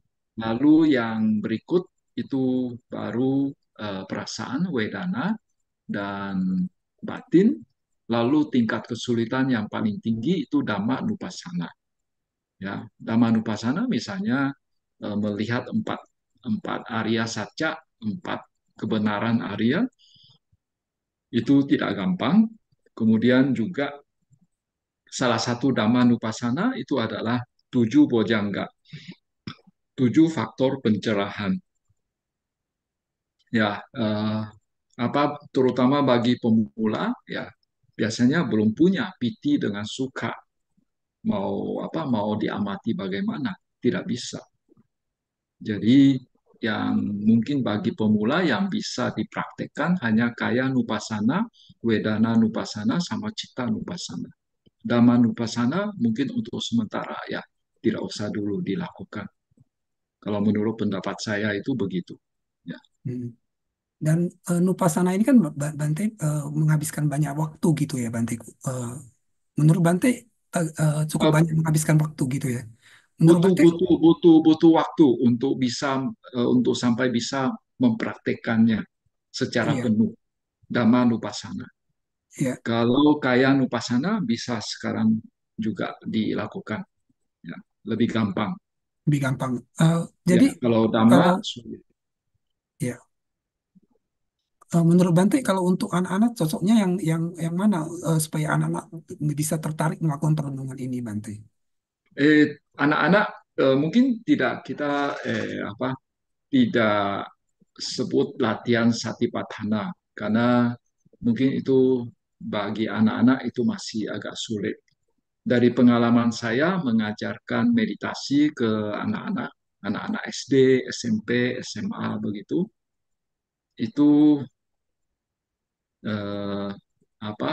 Yang pertama itu melakukan relaksasi, merasakan tubuhnya ya dari ubun-ubun sampai ke ujung kaki. Ya, kalau menurut saya itu merupakan vipassana ya. Jadi merasakan, dibuat rileks begitu ya dari ujung kepala sampai ke ujung kaki 3 kali. Lalu setelah itu ya kalau anak-anak langsung diajarkan anapanasati biasanya kebanyakan bingung. Mereka belum bisa melakukan anapanasati. Jadi dari pengalaman juga itu biasanya pakai pengucapan kata-kata. Itu lebih gampang bagi mereka. Ya, pengucapan kata-kata bisa berupa satu kalimat Misalnya, semoga semua makhluk hidup berbahagia. Itu diucapkan berulang-ulang di dalam hati, perhatiannya ke pengucapan kata-kata itu di dalam hati. Menurut saya, dari pengalaman itu yang bisa praktekkan oleh anak-anak. Biasanya itu kalau kombinasi eh, meditasi relaksasi dari ujung kepala sampai kaki tiga putaran dan pengucapan kata-kata itu kira-kira menghabiskan waktu 15 menit sampai 20 menit dan itu bisa dipraktekkan oleh anak-anak. Tapi kalau dengan waktu yang lebih lama lagi, misalnya anak-anak disuruh duduk setengah jam, duduk 1 jam, saya pikir itu tidak realistis, ya, tidak realistis, sulit bagi mereka. Kalau 15 sampai 20 masih oke, okay. Masih oke. Okay. Ya. Boleh lebih detail, berarti meditasi relaksasi itu maksudnya kita scan body kita Ya, atau scan, gimana? ya, Scan ya. scan dari ujung kepala sampai kaki. Jadi disuruh Jadi lihat ini awalnya kepala gitu, ini mata, bukan lihat, merasakan. merasakan ya penting. Ya, merasakan ubun-ubun kepala, lalu dibuat, kalau tegang dibuat rileks, dahi dirasakan, ya, itu dibuat rileks, ya, bagian belakang kepala dirasakan, ya, lalu dibuat rileks. Begitu seterusnya, turun ke bawah, bagian per bagian. Termasuk organ dalam Bante? Tidak perlu, Tidak, tidak ya, perlu ya. tidak perlu. Oh ya, Karena dibandingkan sama untuk merasakan ubun-ubun muka begitu saja itu tidak gampang. Apalagi yang dalam itu sulit, ya, tidak bisa, ya, baik sulit, Bante, terima kasih. ya. Kemudian Bante ini ada yang bertanya dari chatnya, Wandami Bante. Izin bertanya, dikatakan mempelajari Abhidhamma sangat mendukung dalam meditasi. Apakah pikiran yang muncul dalam batin itu diamati atau disadari? Apakah pikiran yang muncul ini berupa partikel-partikel yang muncul dalam pintu batin? Bagaimana membedakan pikiran ini termasuk kilesa kasar atau halus, Bante? Eh, apakah pengetahuan Abhidhamma itu bermanfaat untuk meditasi? Ya, pengetahuan yang secukupnya, pengetahuan Abhidhamma secukupnya itu bermanfaat. Tapi kalau terlalu dalam, itu kalau menurut saya itu tidak harus. Ya, kalau dia dia paham, bagus. Ya, dia bisa mendalami Abhidhamma secara dalam, itu bagus. Tapi kalau tidak mampu, karena tidak semua orang mampu melakukannya, jadi tidak mampu, walaupun hanya pemahaman sedikit saja tentang Abhidhamma, ya lumayan lah. Ya, lumayan. Lalu tadi bisa dibaca lagi yang tentang pikiran. Dalam hal ini saya tidak tahu apa yang dimasukkan dengan pikiran. Kalau pikiran maksudnya itu adalah cita. Bisa dibaca ulang Apakah pertanyaannya. pikiran yang muncul di dalam batin itu diamati atau disadari? Hmm. Apakah pikiran yang muncul ini berupa partikel-partikel yang muncul dalam pintu batin? Oke, Bante, ya. Eh,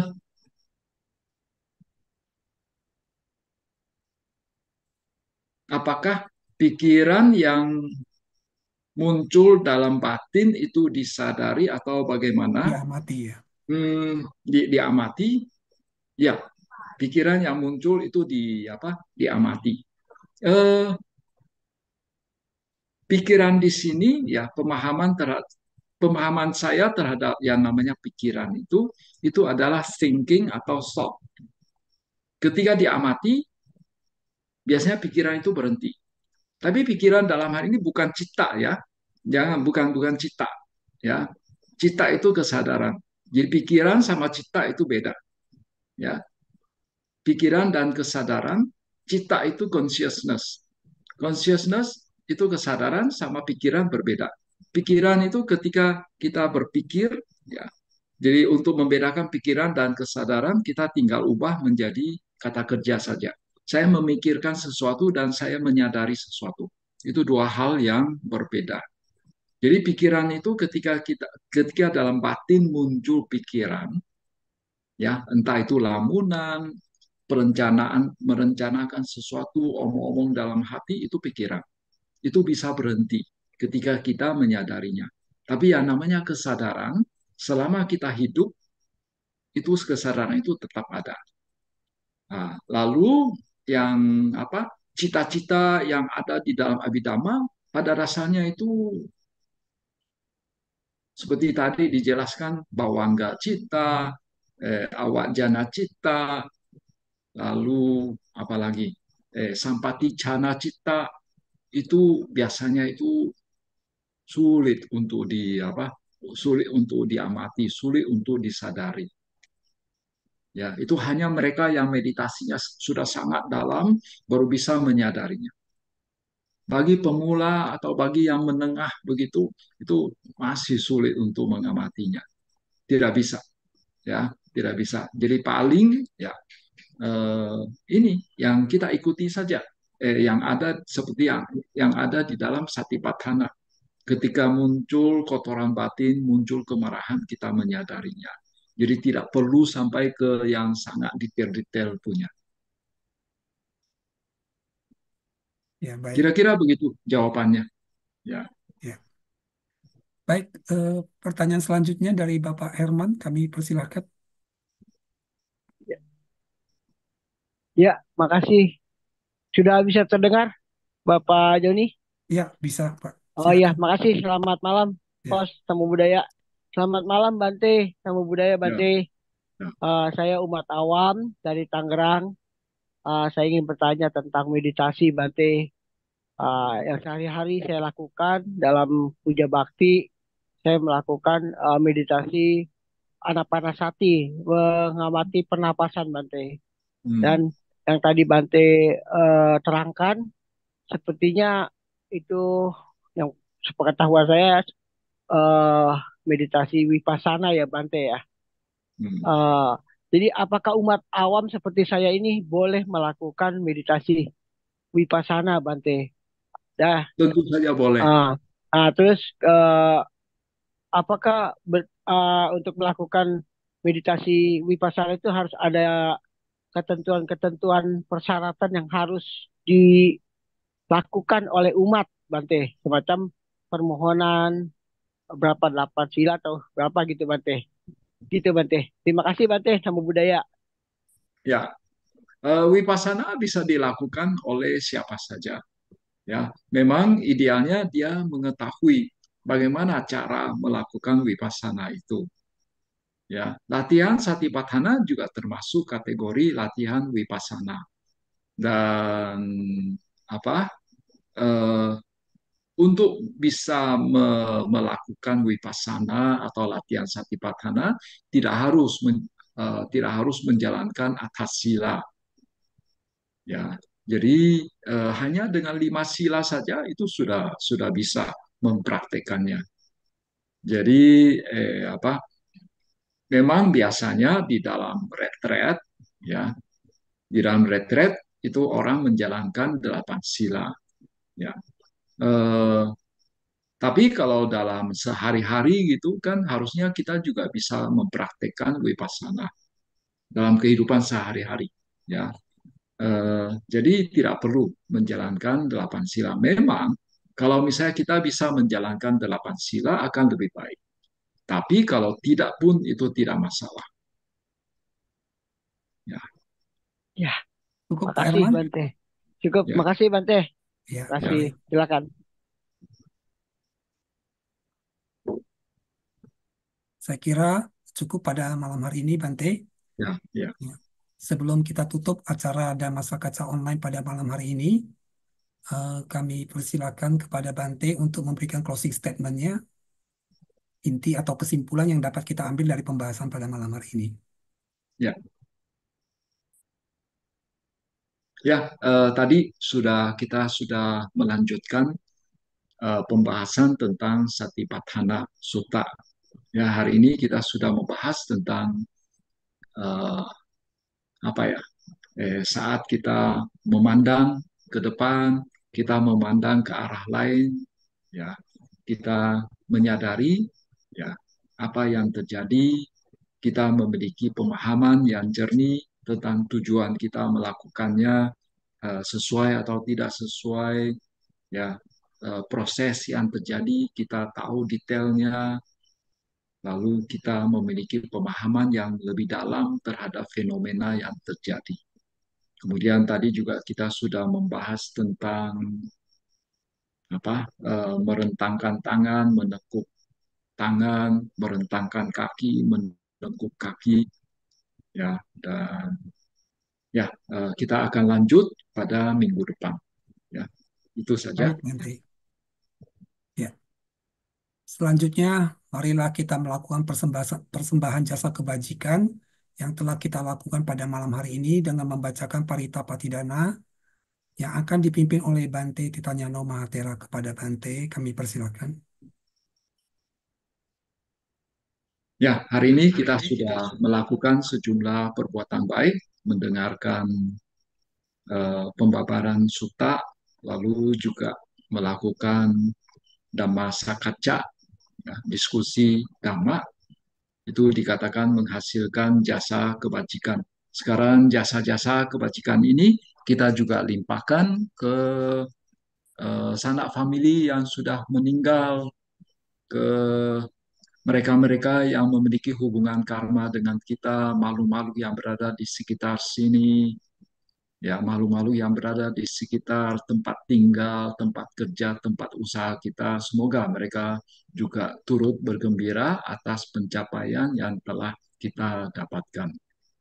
Hendak mayang pati danang karomase punya sidani katassa yana nyani kata me te sanca bhagino hontu sattananta pamanaka ye piya gunawanta ca mai hang mata pita dayo Dithame capia dithawa anye majata verino satta tithanti lokasmi te bumma jatu yonika mance kacatu okara sansarang bhava bhave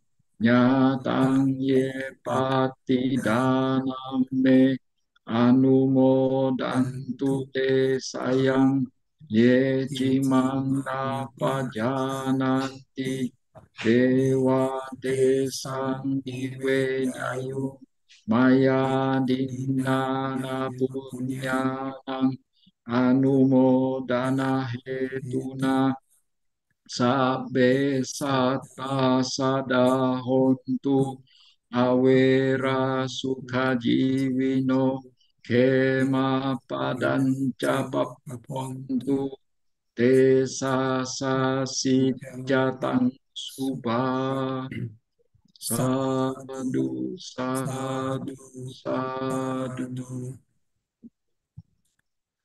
Baiklah Ibu Bapak, Saudara-saudari yang berbahagia di dalam Dhamma, marilah kita tutup acara malam hari ini dengan membacakan Namakara Pata. Arahang Samma Sambuddho Bhagawa Budang Bhagawantang Abiwademi Swakato Bhagawata Dhammo Dhammang Namasami Supatipanno Bhagavato Sawaka Sangho Sanggam Namami. Sebelum kita akhiri acara pada malam hari ini, marilah kita bersikap anjali dan memberikan penghormatan kepada Yang Mulia Bhikkhu Titanyano Mahatera. Sebelum meninggalkan sesi Dhamma sharing pada malam hari ini, saya akan mengucapkan Okasa, Okasa, Wandami Bante. Baik Bante, terima kasih dan anumodana yang sebesar-besarnya atas sharing dhamanya pada malam hari ini. Ya, saya pamit ya. Ya. Baik Bante, silakan. Dan terakhir, Ibu Bapak dan saudara-saudari yang berbahagia di dalam Dhamma, ada pengumuman dari panitia kepada operator, kami persilakan.